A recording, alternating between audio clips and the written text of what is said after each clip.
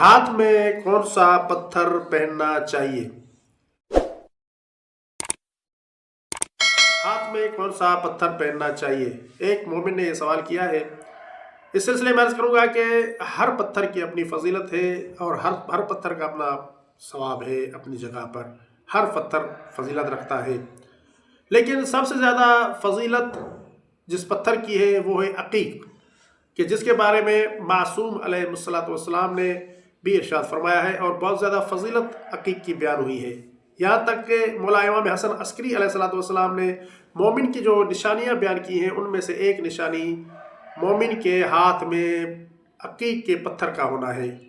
اس لیے آپ جو بھی چاہیں پتھر پہن سکتے ہیں، عقیق کا پتھر پہنیں گے تو اس کی زیادہ فضیلت روایات میں بیان ہوئی ہے۔ کچھ لوگ کہتے ہیں کہ میرے نام سے فلاں پتھر میچ کرتا ہے اور میں فلاں پتھر پہننا چاہتا ہوں۔ اس سلسلے میں عرض کروں گا کہ اس بارے میں کوئی بات روایات احادیث میں بیان نہیں ہوئی۔ احادیث میں ہے کہ آپ عقیق کی انگوٹھی پہنیں، اپنے سیدھے ہاتھ میں انگوٹھی پہنیں عقیق کی، کہ اس کا بہت زیادہ اجر و ثواب ہے۔